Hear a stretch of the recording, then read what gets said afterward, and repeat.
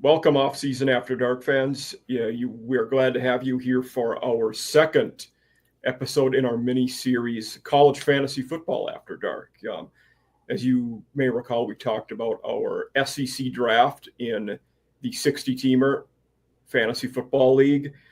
Today, we will shift to the Big 12, which I was a member of, and we have Thor Nystrom with us, who was also in the draft with me. He is the larger commissioner of the entire league, and those of you who have been with us from episode 1 may remember him. So, Thor, glad to have you with us here today.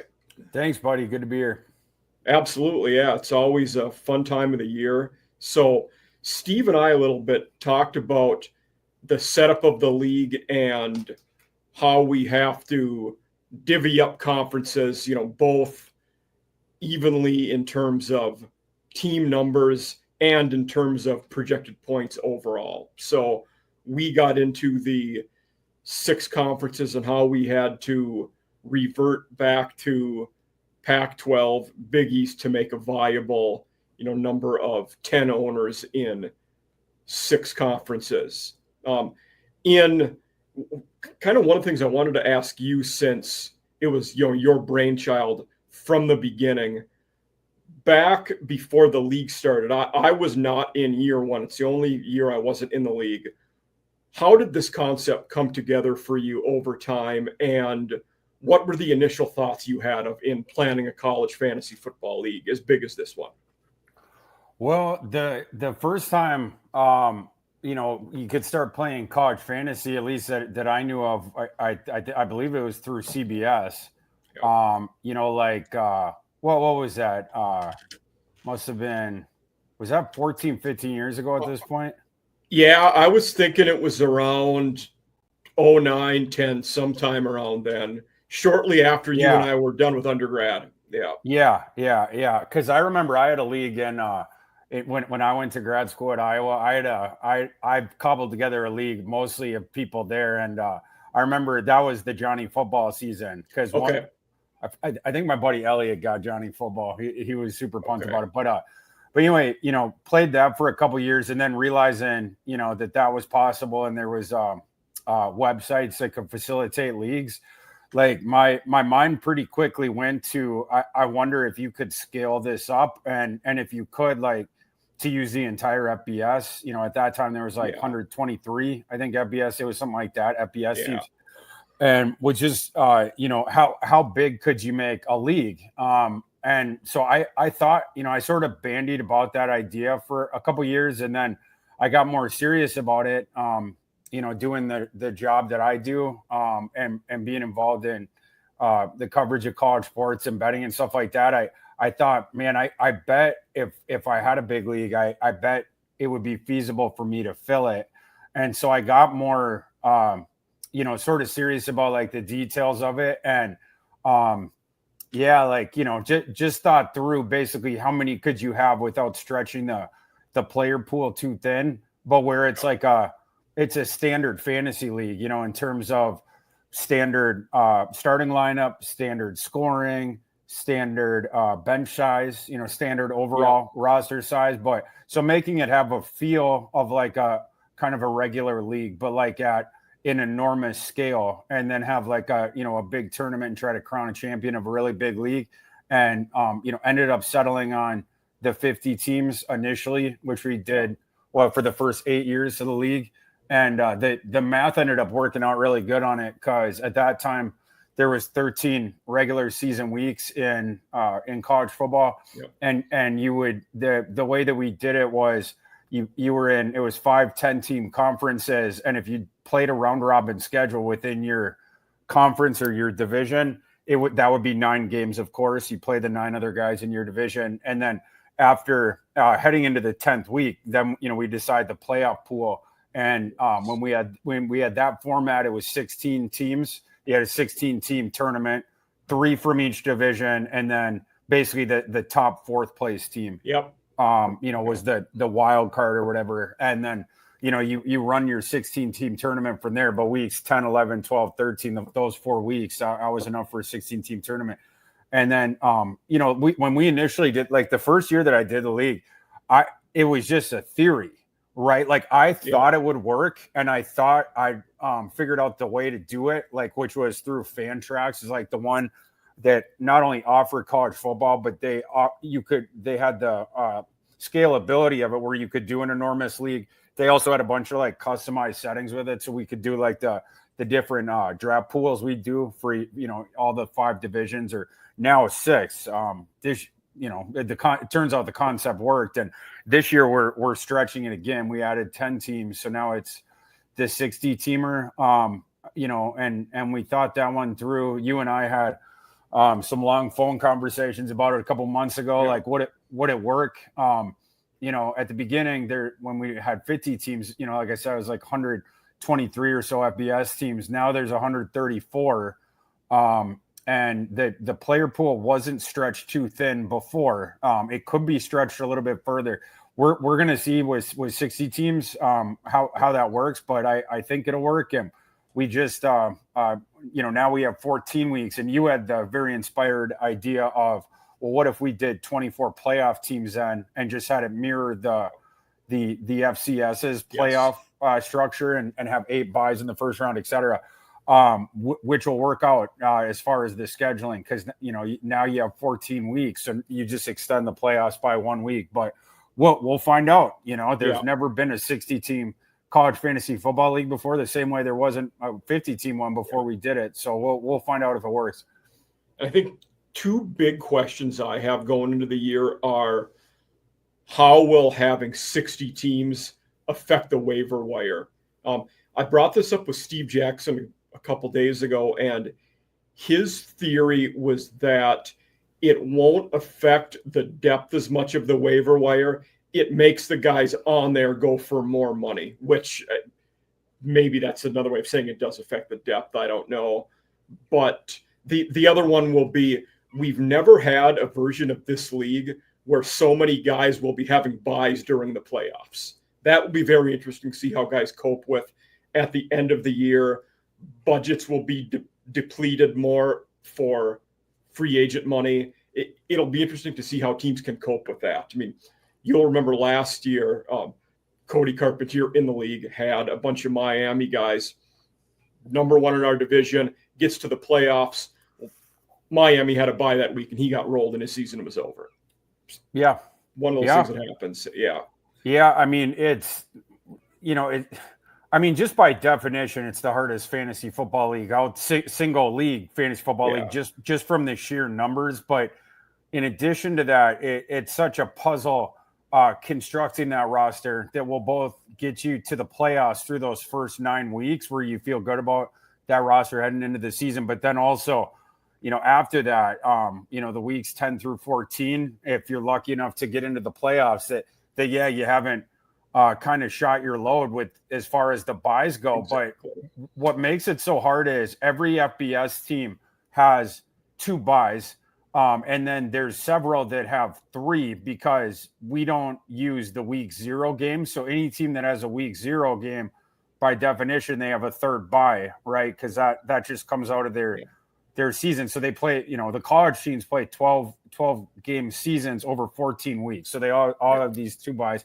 And when you're drafting, like both you and me, and I'm sure most of the other guys in our league, like we have Google Sheets, and we're adding all the different buys of each guy just to make sure we're not too much loaded on 1 week. And if we want to sort of shade the buys one way or the other, it can end up sort of being a tiebreaker between 2 players that you're considering when you're on the clock. But it's interesting strategy stuff for sure. It is. And thinking about our conference, we had Big 12 American with some slight variations, but our conference on the whole will have significantly less games than others because you have Iowa State, Kansas State are week 0, Kansas plays in week 0, and then Army Navy also have a 3rd bye because their game is after when our season is over, because it's after conference title week. So there were significantly more guys in our pool that have that 3rd bye than the other conferences would have encountered. So yes, that's true. Each of the pools, there's strengths and weaknesses, and then there's certain peccadillos, as far as like the scheduling stuff. And you tend to see the conferences, within college conferences, the schedules are somewhat homogenized as far as you see that more commonalities with buys, or when they're playing non-conference teams, and then when they move into conference schedule, it's like all the teams in that conference are playing. Well, because of these homogenized schedules, it's one of the reasons, and you and I see this the same way, that I like to diversify my roster where, your player pool is just two conferences. And so you're sort of packed in with some of these like homogenized like schedules, and then players that are either on the same teams. And sometimes that's great. I know we're going to talk about, the idea of stacking later, but also, it's just a lot of commonalities. And if you can trade with someone in another conference, and then you're also sort of signing free agents from other conferences, and you can sort of have more of a variance with that. It can also help you with the scheduling thing, because like you said, a lot of teams in our conference, there's commonalities with buys, or there's the excessive 3-buy kind of a thing. And that's one beauty of trading, is to try to work around stuff like that. Yeah. Talking about nominally, we are in the Big 12. I asked Steve this question. The number has changed since then, but I have 19 guys on my team currently. How many true Big 12 players do you think are on my team? 2. I don't know. Okay, wow. Yeah, I have 2, because Pendergrass was, and I cut him because he now is out for the season. But I took a lot of, American guys, but also I have quite a few Oklahoma guys, which are not true Big 12. So that, obviously changes the dynamic there. But let's get into our Big 12 draft a little. We had Americans. So a refresher there for you fans out there. In talking about our pool we had to draft from, we had to do some, jerry rigging and moving around teams for the draft. So in our Big 12, we added Texas A&M, Texas, and Oklahoma with us. Then we lost a few teams to the Pac-12 draft. So Arizona State, BYU, Utah are teams that we could not draft from. And then in the American, we added Ball State and we lost ECU. So it's not true all Big 12, all American, but that's where we're at. So Thor, I'm going to show the top, 7 picks of our draft here for everybody. And you're a great guest here for a multitude of reasons, founder of the league, but also you made a first-round trade, and I don't believe anybody else in our draft did this. So people here will be seeing Thor picked 3rd, but he traded his first-round pick to John Vogel. So Thor dropped back to 5, then gained a second-round pick. Thor, what was your thought in doing that, and why you would make a pick at that high to drop back in and gain equity, so to speak? Well, there was a bucket of players that I was comfortable with in the first round, and I had a theory that that there was going to be multiple quarterbacks taken in front of me, and the guy. So I was crossing my fingers, but between the top 2 running backs in our pool and Messer, I was hoping that one of them would fall to me at 5, and that ended up happening. And then the second round ended up breaking right for me in a very surprising way. So, and I feel like for both of us in a way. So, Thor just mentioned, running backs. We did have running backs go 1 and 2, Washington and Dylan Edwards. Then John, the man who Thor traded with, he took Blake Horvath, Navy's QB, with the 3rd pick. Arch Manning went 4, and then Thor took Easton Messer at 5. I was fortunate. For me, I was hoping one of the top 3 running backs or top 2 receivers would fall to me at 8. Deion Burks of Oklahoma did. And then I had hoped in round 2 that either John Mateer or Caden Veldkamp would fall to me. Turns out they both did. And that was a tough decision for me, because in a vacuum, I would give Veldkamp the nod over Mateer, but I took John Mateer because of that stack with Dion Burks, and they will exponentially get points in. Like I was telling Steve, when they're on, I'll be a tough team to beat. Similar to with you, tell the audience a bit about the QB wide receiver stack that you've alluded to with for yourself. Yeah, Messer ends up falling to me with the 5th pick, and then I like I said, the board fell right. Caden Veldkamp, in my opinion, should have been a first-round pick in our draft. Agreed. And there's some rank between the Manning. Some people probably would have had higher. Some people might have Mateer as the QB1, but and we had good QBs. Horvath, is a big time runner. And Bryson Daly and him were both cheat codes last year. So we had some good quarterbacks, but even so, I expected Veldkamp to go earlier than he did. And having Messer, all of a sudden, Veldkamp's just sort of falling through the wickets, and he ended up falling back to my original pick in the 2nd round, which is 17 overall or 18. 18. The 8th pick in the 2nd round. So that was kind of a thrill to be able to pair him up with Messer. I mean, that's just a dream, right? It's a Zach Kitley offense. It's same guy, Bailey Zappi and Jarrett Stearns, when they went ballistic at Western Kentucky. That was Zach Kitley. That's what we're hoping for here with 2 guys transferring there to play in that offense that know that offense. It's an up-tempo offense. They throw it all the time. Veldkamp and Messer know each other. And then the other thing is FAU's defense is supposed to be an abomination this year. I believe they have 0 starters back. It's just a brand new thing. It's like this. Their new defensive coordinator is 30-some years, 35 years old or something. He's never called plays before. It could be an absolute mess. So the FAU, the whole point being, they're going to be in shootouts all the time, and they're going to put points on the board. And we're hoping that they're doing that for us, the Veldkamp Messer connection. Absolutely, yeah. That connection there should be a really good one. It was one of my favorite hires, as our audience knows.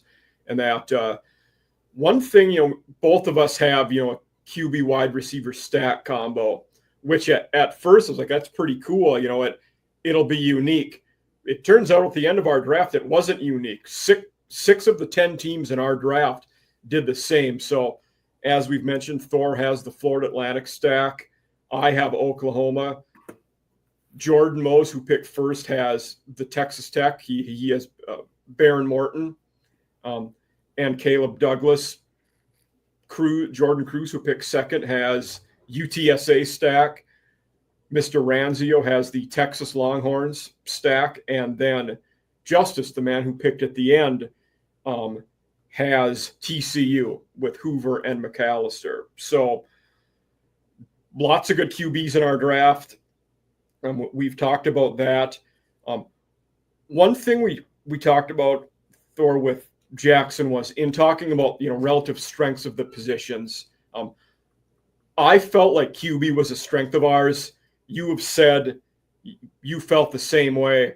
Did anything surprise you with the QBs in our draft? Whether it be someone fell too much, these guys, maybe somebody went higher, anything like that?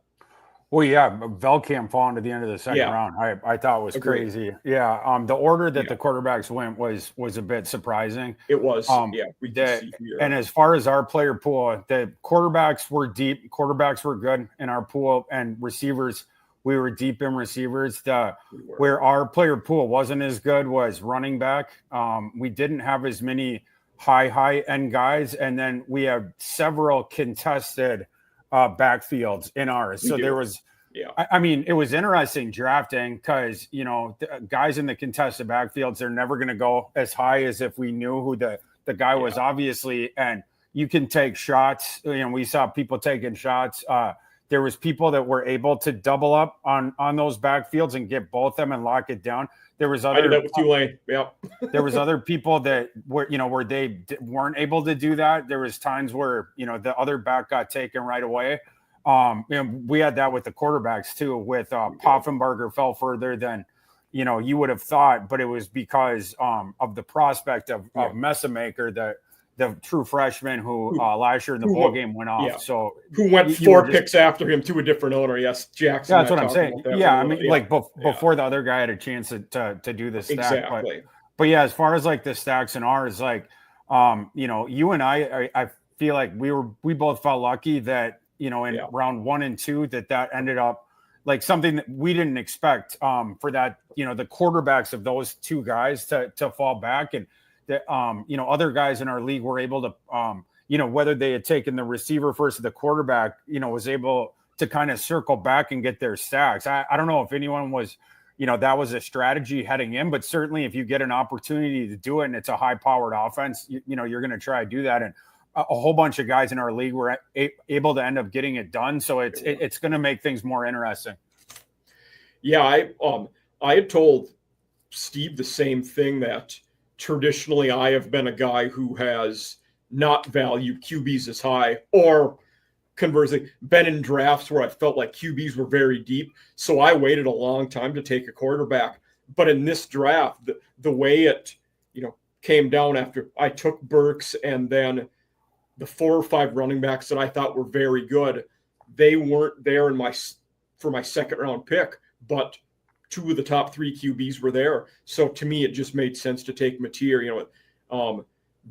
You always have a plan in place until you get punched in the mouth, so to speak. And I'm happy with the way it landed, even though I did tell Steve, I always go in the draft probably valuing running backs a little higher. I think it's tougher on the waiver wire, and it may be tougher in drafts to get an elite one. So I usually try to tier positions out and get one of those top tier running backs.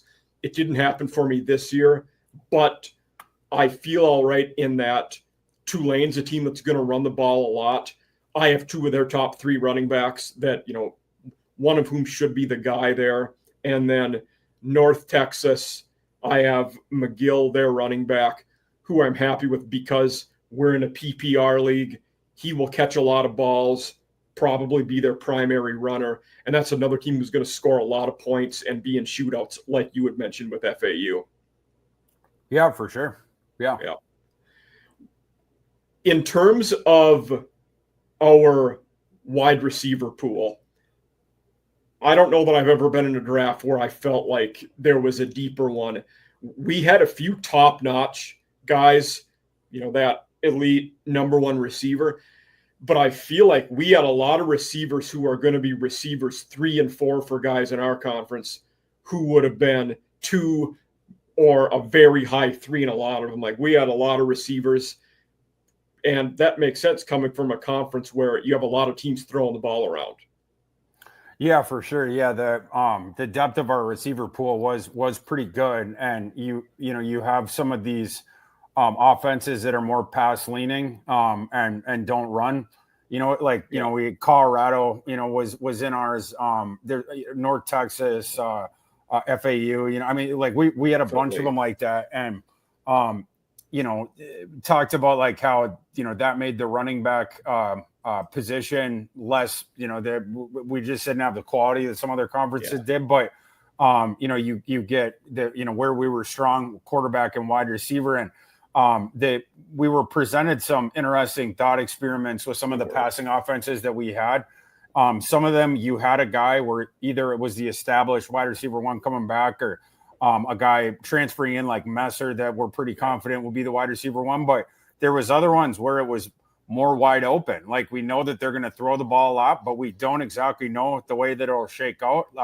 Colorado themselves would be a good example of this. Joseph Williams coming in, and you got the 2 Millers. Like, who ends up being 1, 2, and 3 there? Like, everyone has different opinions of that. So it was interesting. Kansas loses all of their pass catchers from last year. We don't know who's going to be catching the balls there. Yeah, I ended up taking Emmanuel Henderson, the guy who is their projected wide receiver 1 to transfer from Alabama there. Because I anticipate him being the wide receiver 1, and I went to undergrad at Kansas, so I follow that team pretty close. But also, I'm pretty close with a couple of their beat reporters, so you better Yeah. believe I was in the DMs trying to confirm, Yeah. the projection of Emmanuel Henderson as wide receiver one, and I got that confirmation. Emmanuel Henderson, not only that, but essentially can confirm that he is the fastest player in Kansas football history. Yeah. I had a nice long conversation with their beat reporter Matt Tate, who I've known well going back to my undergrad time there, and we couldn't even remember a 4.4 guy. There has to have been a 4. I don't know what Talib ran. Yeah, I don't know what he ran or Harris. I was wondering if Pendleton would have been pretty quick too. Yeah, back then. Yeah. But definitely have not had a 4.3 guy, and Henderson runs mid 4.3s. That kid can absolutely fly. So. They're going to be using him a lot. There's been a lot of positive reports about him, but it's to the point that we're talking about, like Kansas last year had 3 senior receivers. They all graduated. They're all gone. Their tight end's gone. Devin Neal, their running back's gone. They have the quarterback back, but then you have to sort of project who's going to be taking all these other touches there. So it makes college fantasy so fascinating. And then of course, with this league, with how wide we stretch the player pool, you really have to know your stuff in your player pool at least. And you talked about our running back pool being a weakness because we have all these teams that are pass heavy and they're not stressing running the ball as much. But there's another polarity of it that also depleted our running back room. The 3 extreme run heavy teams, Army, Navy, Rice, all in our draft pool. They're so run heavy that they have 3 or 4 guys that are getting carries, so they don't have a lead back either. And you have to, look at who's getting the shares there. So on both ends, that made our running back pool a difficult commodity to gauge, going into the draft. I think Rice and Navy both have 4 running backs drafted.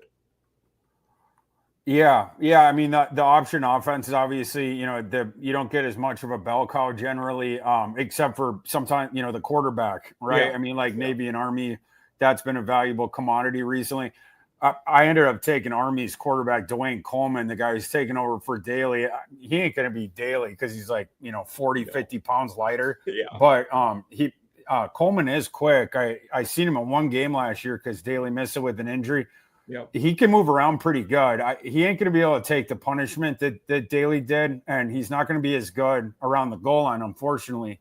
But he should still be able to make that offense move. So we'll see about that. And then it's the same reason I took Chase Jenkins from Rice, that Able system. It's just so run heavy. I think it was 7 of the last 10 years that he's called plays at his school. They have led their level in rushing, and they do a lot of quarterback rushing. So, Chase Jenkins, he's played receiver in the past. Now he's back at quarterback. But that's the guy that we think is going to be their starter, and he's just going to run around. He's athletic, and we're just hoping for rushing yards. But yeah, to your point, our run heavy offenses did not have bell cow running backs, in the traditional sense. So yeah, it depleted that running back pool even more, and you had to be a little bit aggressive in that. I think if there was one position where people might look at our draft board and be like, oh, he was aggressive or he was reaching for someone. I think generally that would be the running back position because that was the one where we had real scarcity. Yeah. And you were just mentioning Abel with Rice. Correct me if I'm wrong, but are they the team who in their last several years, they have not targeted a running back with a pass attempt? Yeah. Is that correct? Yeah. I mean, which in PPR, strange offensive system. Yeah. Yeah. I didn't end up with one of their running backs, but nor did I. Yeah. Well, we'll see. Yeah, that's a good take. What about, one thing that made our conference different is, there was a lot of movement in all the drafts, or most of them, but we got 3 known marquee teams in our conference: Texas A&M, and Oklahoma all came over from the SEC. What other, aside from the 3 serviceable QBs, 2 of which are elite, you would say, what else did you feel like, how did that affect the dynamic of our draft? I don't know. I mean, you just have to draft, from the pool that you're given, and but that's what we ended up getting. Yeah,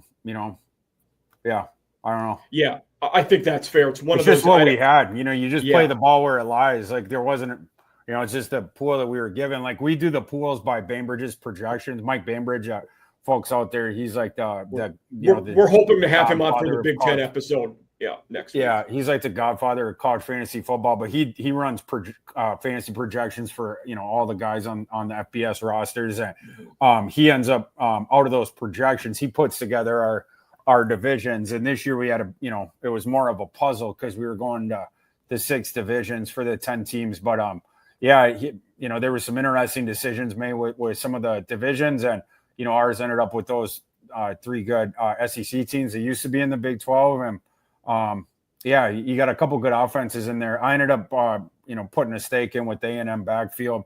Got both Le'Veon Moss and then also Ruben Owens, the former 5-star, coming back from an injury. But just trying to lock down that backfield. But yeah. Yeah, no, that's good. That question came up to me. I did a show with one of our A&M guys, and he'd asked about that. But for me, it's similar to you. Like once we get our draft pool, it's almost irrelevant like what conference you're in. You're in my draft pool. So, for instance, we didn't have Arizona, Arizona State, BYU, Utah, UCF, West Virginia. They're Big 12 teams in real life. I know very little about them fantasy-wise. I don't deep dive into the fantasy teams that are not in our pool. So, probably for better and worse, that I get super tunnel vision when we're going into the draft. It's just the way I operate. I'm sure some people don't, but for me, that's how I do it. For sure. Yeah. In looking at the tight end position, we haven't talked about yet. I think you and I are both on the same page here, but I initially looked at our tight end pool and it was, it's a big weakness. We had a couple of good ones that I liked, but saw little depth, didn't know how many playable guys we would have. Then as the draft went on and I did more homework and just the way the picks fell, my feelings got a little bit more positive. And it's, these guys could work out. This might not be as bad as I thought it was.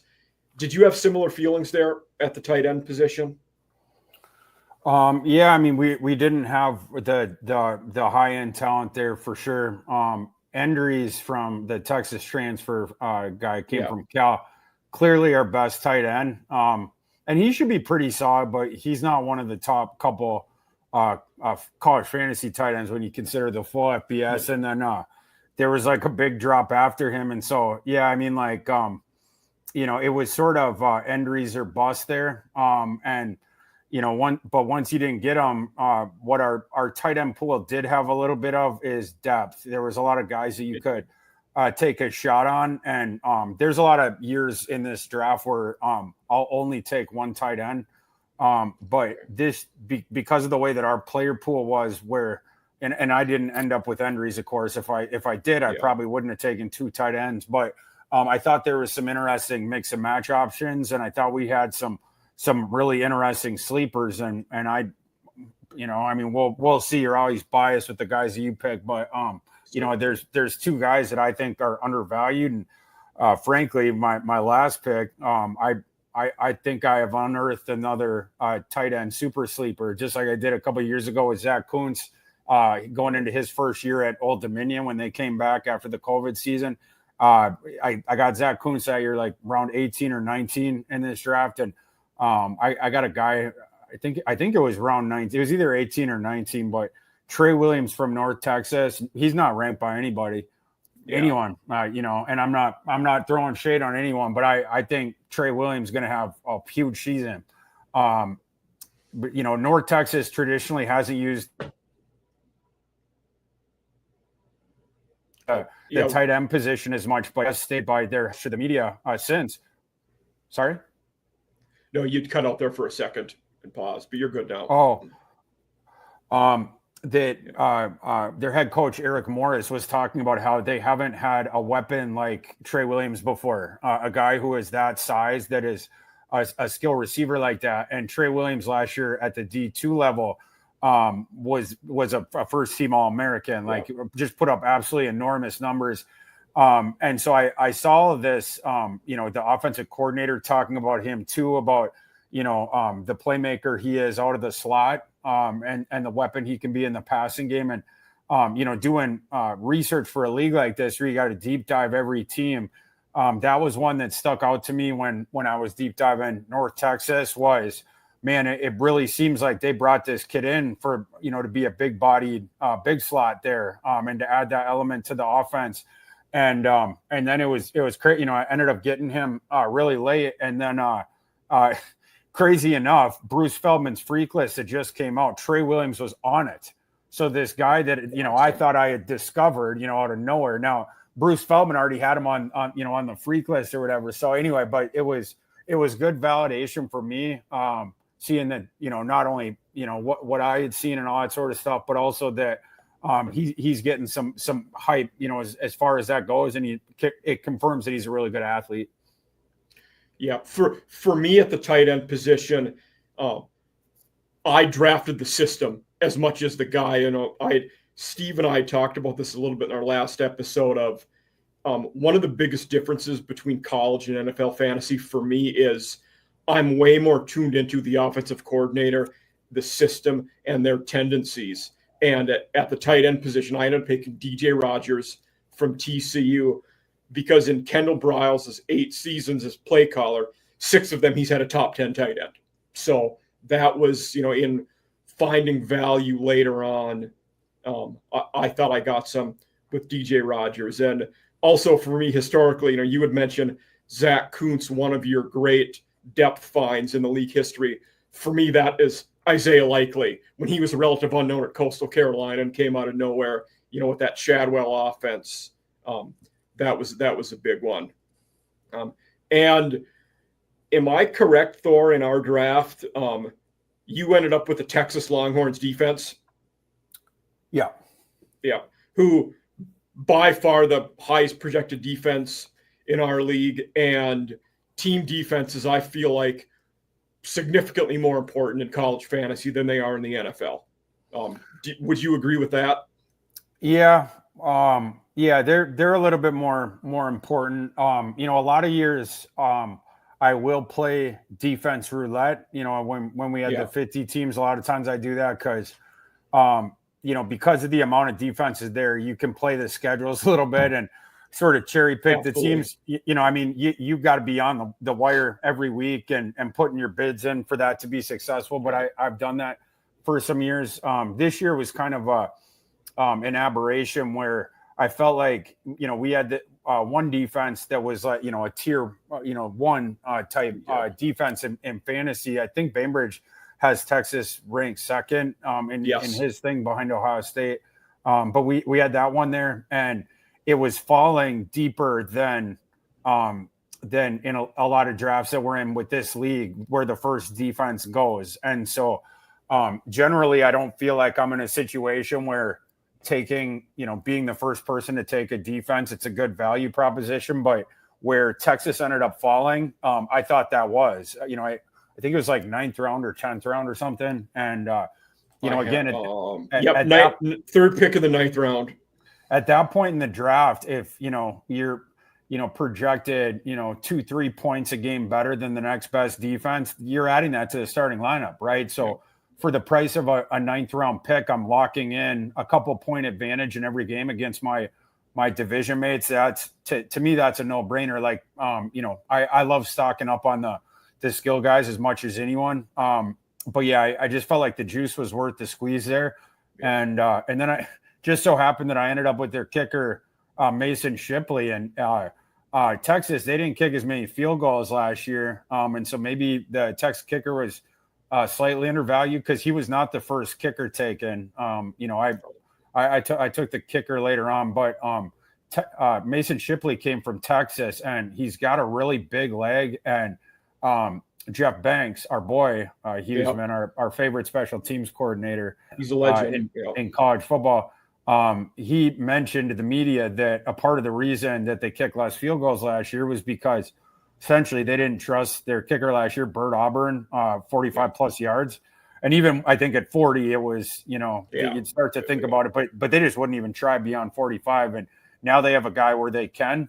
So maybe we'll see a couple more, if nothing else, longer field goal attempts. But Mason Shipley's a good kicker, to round out the squad. Certainly. And I was the next guy to take a defense. I used my round 10 pick on Oklahoma. So adding to the multitude of Sooners on my squad, my buy-in with them, they were the second projected defense in our conference. I think overall they were 12 or 13. So a bit behind Texas, but better than, the rest per se. And then I took my kicker in the end of the 19th round, and I was playing the offense there. So I bought into the Florida Atlantic Owls with the kicker, as you did with the QB and receiver, hoping they're going to score a lot of touchdowns, kick field goals. I mean, at the very least, I should get a lot of extra points out of them, which has value. So that'll be good. One thing, I'm going to move this little piece up there. We always do a hot take, bold take in this show. Yours can be either fantasy related or general college football related. But do you have any kind of, hot take that the audience might like to know? Your Trey Williams one, that would fit as one, I suppose, too. But. Yeah. Trying to think of a good one. I think Oklahoma is going to make the college football playoff. Maybe that one's not quite as spicy. Okay. I also think this one definitely spicier. I don't know if I can go all the way to saying Washington in the college football playoff, but I think Washington is going to be back. Like I think Washington's going to be really, really good. I don't know if I can go as far as CFP, but Washington's going to be good. Mine on a lower level, the G5 one that I've mentioned before, but to that notion was, I believe Louisiana Tech is a 7 or 8 win team, which is significantly better than they've been for a while with Cumbie. But I think they improve a lot and are a lot better. But we'll shift gears a little bit now for our last few minutes. But for those of you that don't know or don't follow Thor on Twitter or see him on YouTube, anywhere else you're getting your sports media, he is a draft analyst for Matthew Berry's Fantasy Life. And he has been deep in working on skill position players in their, the draft rankings for QBs, running backs. And Thor, has your receiver list published yet, or is that still in the works? It's going to publish Monday morning. Awesome. Said, for those of you out there, I'll tag Thor and all this stuff, so you'll be able to easily click on his profile and get that info. But in looking at quarterbacks, always the premier draft position, the guys that get the most, media publicity and fan engagement. Who is your top QB going into next draft? Well, it's Arch Manning. Arch Manning is, as his grandfather recently stated, he said Archie said that Arch ain't going to be in the next draft class. We'll see. But as far as the, draft eligible guys that we're ranking out, you have to put him number one. He has the tools that none of the other quarterbacks do. It's a small sample for sure, but in that sample, you can very clearly see. You got the frame, you have the athleticism, which is crazy seeing a Manning move around as well as he does. He's a legitimate rushing threat. And then he has a big arm. He doesn't play like his uncles. Arch loves to throw the ball down the field. And again, he will run too. And he's a tough kid. So, they're going to have to teach him maybe to slide. But, again, the tool is really good. And the mechanics are really refined. That's probably the one non-surprising aspect there, really on point. So had to put him number one. But as far as guys that have not said that they won't be in the next draft class, my next guy, that's where, I start going against chalk. I think Sam Leavitt is super underrated. Sam Leavitt's from Arizona State's my number 2 quarterback. I was really, really impressed with his cut-ups, and I don't think I had given him enough credit during the fall. My exposure to watching Arizona State live, how good he was, playing with Scadaboo and Tyson, it kind of overshadows you. And he was just a redshirt freshman last year, but it was clear as day watching him against some of these other guys. Sam Levitt's got really, really good tools, and he makes good decisions too. He not a finished product. He's young, just coming off the first season. There's things that they have to work on there. Sometimes he goes a little bit wild child with his scrambles. And he, last season, probably once or twice a game, he'd make a YOLO decision where it's just like, kind of an inexperienced thing. And we hope that those weeds get pulled out this year, but big time arm. He's got a big time arm. And then he's a really, really good athlete as well. He makes people miss. He's really good under pressure. He had a really, really good season last year. And like I said, I don't think I gave him enough credit in the moment. He has NFL tools all day. I think he's actually a good bet to go with where the odds market is right now. I was talking with Tim Murray on VSIN about this morning because he had asked about my quarterbacks. I told him Levitt, and I think he was, Levitt's not ranked that high, like in other people's rankings, but Tim told me the odds of Levitt to go first, and it was a little bit over 20-1. I think those are good odds. I might be going placing a bet on Sam Levitt to go first overall. So, I like Sam Levitt. What three guys rounded out your top five then? Of QBs? F quarterbacks, yes. Hold on, I gotta pull my thing up. Okay. Was Nussmeier number 3? I think I had Nussmeier 4. I dropped Nussmeier a bit. Okay. After I watched him, Nussmeier, Alar I had 3. Nussmeier I had 4. Nussmeier, he's fun to watch. Like Nussmeier is one of my favorite players in college, like to watch like on a Saturday night. Like he just got a really fun swashbuckling style to him. He's got a lot of guts, and he knows what he's seeing. It's a coach's kid, and now he's a redshirt senior, so it's like the 10,000 hours in the cockpit. But he takes some crazy chances sometimes. Sometimes he got a little bit too much gamble to him, and the more I watch Nussmeier, the cut-ups against some of these other guys, I just a little bit, kind of moved off him just a little bit. The arm, in comparison to the other guys, wasn't quite as good. It's not a wet noodle for sure. And especially for his frame, he's a little bit less than 6'1". I have him at 204. It's maybe a little bit better than you would think from the smaller frame, but NFL average, maybe slightly above average, but it's not, a big arm or anything. And then it's not a great athlete. He moves around the pocket pretty good. He does a good job manipulating the pocket, but it's not a guy who's going to scare you running around.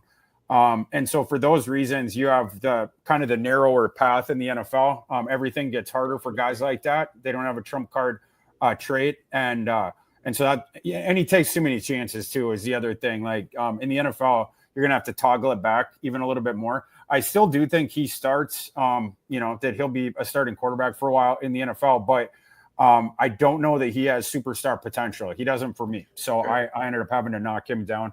Alar's got the good tools. And Alar, he has gotten better. People don't really give him credit for that, but he has improved each season. Last year, he was pretty good. There are things with Alar that frustrate me as well that need to get better. Sometimes he gets haphazard with his mechanics on like quick hitting concepts or in clean pockets. Okay. It's weird. I don't know, where he'll just sail a ball there. But I like that he takes care of the ball. I like that he takes care of the ball. I like that he's big. I like that he's mobile. I would like to see them unleash him finally to throw the ball down the field more. We thought we were going to see that in Kotelnicki's offense more last fall, but it turns out Penn State's receivers sucked. Warren, of course, the tight end was he turned out to be a singular offensive superstar, and then they had the couple good running backs, but their receiving core was not very good. And No. so, because of that, you had a lot of the pass closer to line of scrimmage. Penn State thinks that they fixed that. They can't be worse than they were last year. No. And so I hope that we see more downfield passing. But yeah, I like his tools and I like a lot of elements of Drew Allar's game as well. Yeah. And they certainly brought in two accomplished receivers to that offense, Devontae Ross from Troy and Pena from Syracuse, who, like you said, couldn't be any worse than their receiving core that caught a combined 0 passes against Notre Dame in the semifinal. Yeah, I mean, like they don't get separation, like they had some real issues with their receiving core last year. So yeah, Pena's a good player. Fran Brown, he disagrees now. Fran Brown did not seem very super duper thrilled when Pena went in there and asked for some more NIL money. And then he bounced to Penn State. But James Franklin and his, he's clearly putting all the eggs in the basket of this year, trying to win the title. So we'll see if he gets vindicated. Yeah. What about thank you for your top 5 there. What about one QB who on the consensus would be outside that top 10 or 15 that you're higher on than most other people in the industry? Is there a guy that most people are lower on that you think is pretty good? Like outside the top 15 draft eligible 2026 quarterbacks? You want to go like deep? Or top 10. Like, yeah, it can be any lower guy outside the top 10, top 15, however you want to take it. Yeah, I would say probably Mark Gronowski of Iowa. I don't mean to be a homer here, but nobody has Mark Gronowski ranked, and I don't think there's much expectations for Iowa's offense. I think Iowa's offense actually going to be pretty solid this year, and I think Gronowski's good. He was one of the FCS's best quarterbacks at one of their top programs, South Dakota State, for multiple years. Now he's transferred up for his last season, and he has NFL tools. The kid's 6'2". I'm at 6'2", 236. He has enormous hands. He's a decent athlete too. He'll run for you. He runs in the 4.7, so decent athlete there. And there's accuracy there as well. He knows what he's doing in the pocket. I think Iowa's offense is going to be better than people think. And I think Mark Gronowski, I think he's going to get drafted. Again, like nobody ranked, you don't see him in the top, 12, top 14, top 15 of other lists. He is on mine. And I think there's a decent shot he's drafted. And then another guy, I would say, I still believe in, at least in Connor Weigman's tools. Me and Trevor Sikkema, I think, are the last two on the Connor Weigman island, but we're not leaving yet. He's not, and I'm not either. Like I like Weigman's tools. That guy looks like an NFL quarterback. He has a big arm. He throws it with velocity, and he's a good runner. There's, like the questions with him, it's other stuff. It's like there is an alternate world where if he is perfectly healthy, Jimbo Fisher still has a job.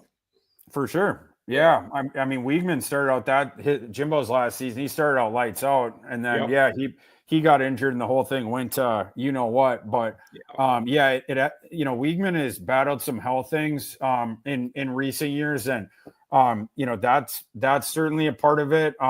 But, he's got to get back to what he was before. Obviously, even his last two ardent supporters will have to abandon ship. But I believe in the tools enough. And I'm also sort of tentatively bullish about what Willie Fritz is putting together at Houston. They made a lot of transfer portal acquisitions of guys that I love. It was like they were off my my pet list, between Weigman. I love Mean Dean Connors from Rice. He's like the poor man Scattaboo Dean Connors. Same thing. He just breaks a bunch of tackles, and you can throw him little lollipops, and he'll give you usage as a receiver too. Tanner Cozio. Cozio I ranked as my tight end too. So I got Tanner Cozio higher than anyone else. But so I like what Houston putting together, a whole sum and substance. And Fritz brought back his old offensive coordinator from Tulane, Slade Nagle, your boy. And Connor Weigman has a lot of stylistic similarities to Michael Pratt. I even think it's Michael Pratt, but like a I think he's got a better arm than Michael Pratt. And so, like, you put that in that offense, they know how to use guys like that, and we'll see what happens. Thank you. Yeah, let's we'll talk about a couple running backs for our last segment. I know you had Jeremiah Love as your RB1 for draft eligible guys. Is that going to be consensus? Are most people ranking Love as the number one running back for the draft next year? Yeah, definitely. Yeah, that's okay. Yeah, he's the Genty of our 2026 running back class. Yeah. Then am I correct? You had Nick Singleton of Penn State as your number 2? Yeah, I did. And Nick Singleton, he actually grew on me as I watched his tape. Sometimes you get exposure to guys live, and it's a limited sample, and you might get ideas in your head of them. Nick Singleton was a better receiver than my perception of him, and Andy Kotelnicki really helped him, but also a lot of credit to Nick Singleton. They used him in super creative ways in that offense last year. They like a lot of their gadget plays where it involved throws, including from Tyler Warren. A lot of those concepts were drawn up for Nicholas Singleton. You had like misdirection stuff going on. They'd leak them out, and then have them, go to the opposite side of the field, hit them on the hands, lead them into space. They'd put them out wide and in the slot. They did all kinds of different things with Nick Singleton. And I saw everything I wanted to see from Nick Singleton as a receiver, including making plays downfield. So he's a really good receiver. And the thing that goes without saying with him and always has is he's a freakish athlete. What I have for him, 6'1.5", 218 pounds and 4.35 speed. You're talking about a big locomotive there. The other aspect of Nick Singleton's game that I didn't like as much, and this part's true, over the, you watch all of it's caught up, you get to the end, this impression won't go away. He's a straight line guy. There's not a lot of, he's a north-south locomotive, and he wants to get on a straight path, and he wants to hit dingers. And my nitpick with that, I get it, because he's a big strapping guy that has, sprinter speed, but there's times where he'll miss cutback lanes. There's times where he'll miss opportunities. I think there's sometimes times where he fails to run with tempo because he's just trying, really quick, get on that path and then go. He's missed some opportunities. He has hit dingers, but I think he also misses some opportunities. And that's been my thought going back. And I thought it was interesting that Penn State, they hired our boy Stan Drayton, who's the former Temple head coach, who was predictably a disaster as a head coach. However, he is a good running back coach. He is very good. Stan Drayton never should have left being a running back coach, and that's where he's going to be the rest of his career. But anyhow, he's a good one. And he talked in spring ball with reporters about how they had added drills there for the Penn State running back room, in particular Singleton, to try to improve decision-making on runs and creativity. I don't know if that's something that can be built up in drills. We'll find out. There's some of that aspect is not quantifiable, but Stan Drayton is a good coach, and he is, designing stuff, try to help them with their weaknesses. So we'll see with that on Singleton. But yeah, world-class athlete, good receiver. And then I believe you had Bryson Washington from Baylor as your number 3. Is he higher for you than most people? Yeah. Okay. I really like Bryson Washington's game. Last year, just a redshirt freshman, he kind of came out of nowhere, but he went ballistic down the stretch, and I really like the way that he runs. He has kind of a natural instinct for it. Runs with really good tempo and vision, and just what I wrote in my scouting report is he kind of sees the field like a quarterback, in that he can anticipate. He doesn't have to see it to make a decision. Like, you'll see decisions with him that seem either abrupt or unorthodox until the play continues. Then you're like, whoa, how did he see that before it happened? And like, where I would see it, you saw it more down the stretch as he started to get more carries. But you would see the thing of like, he has a good picture of the defense pre-snap. And if he sees, for instance, the outside linebacker sees a strong safety over pursue to where he's going, he has a really good sense for the chessboard of, all right, they've overcommitted here, which means the possibility that side of the field is now open. And he, will make a really abrupt sort of cut and then, sort of go the other way. And now all of a sudden he's in open field. Again, stuff that seems unorthodox when you're just watching the broadcasting view, but when you watch all 22, you start to see a little bit more. He has a really, really good feel for that. And he has good contact balance too. Like he's just really sort of bouncy and darty for his size in particular, in between the tackles and sort of the glancing shots on him. He just bounces away from them. He's not like a berserker type, and he's not a sprinter either, but he has an interesting meld sort of skills, and he's getting bigger. Like he runs more. Last year, he ran more like a bigger kind of like his style. It's more reminiscent of like a Le'Veon Bell type style, the way he was running, that sort of patience between the tackles and the vision and the manipulation of second level defenders, and then trying to sort of take advantage of their mistakes, before you breach the line of scrimmage. You saw a lot of similarities there, but he wasn't as big. Last year he was listed at 203. I heard from someone that's close to the Baylor, around the Baylor program, that Bryson Washington's now up to 216. And that's a kid that's a legitimate 6 feet, and he's got the frame to get bigger. He could easily end up 225, 230 pounds, Bryson Washington. I think keep building up your body in the weight room. He's early on the development curve. He could be in college for a couple more years, but I kind of think he's going to go ballistic this year. And I love his ability. He's a good receiver too. Where he can catch the ball downfield as well, make adjustments on the ball. So, I'm bullish with him on the projection where I ranked him, but that kid's already a star. And last year he wasn't nearly what he's going to be. So I think he's going to go off this year. Yeah. Well, thank you. Yeah. I think there's a lot of potential with that Baylor team on the whole, and with Dave Aranda, they're looking all right. Now your running back number 4, we skew a little bit to the smaller side. I believe you have Damon Claiborne from Wake Forest at 4. Yeah, I had I had Jonah Coleman, or did I have?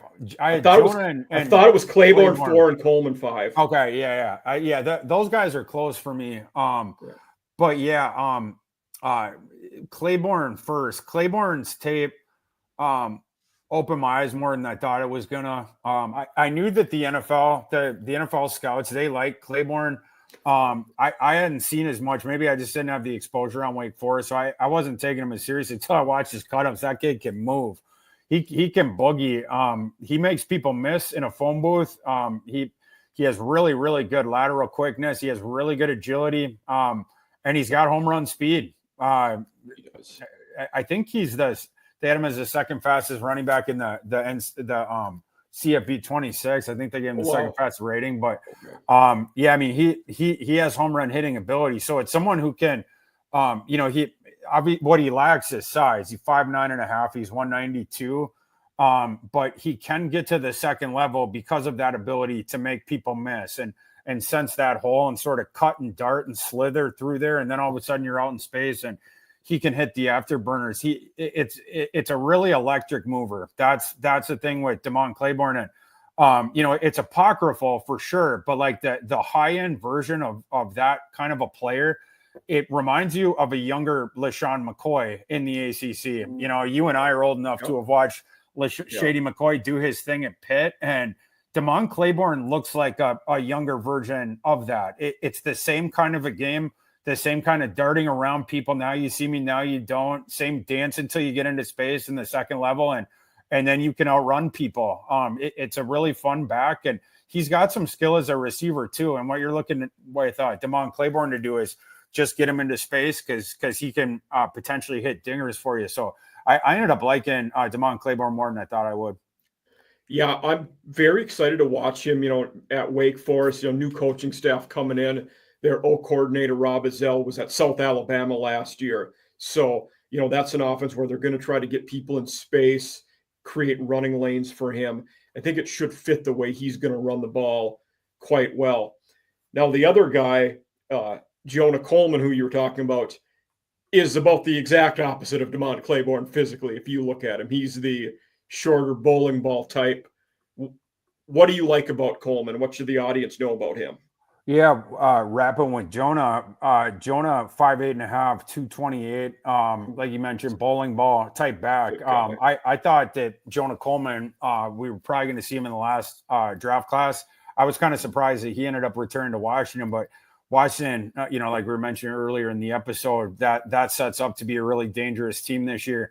And Jonah Coleman, it's the thing of built really low to the ground, really good contact balance. You have power because you're so compact. Very, it's the muscle hamster type thing. Yeah. And then he's got agility too. And so it's a guy who's really, really good between the tackles.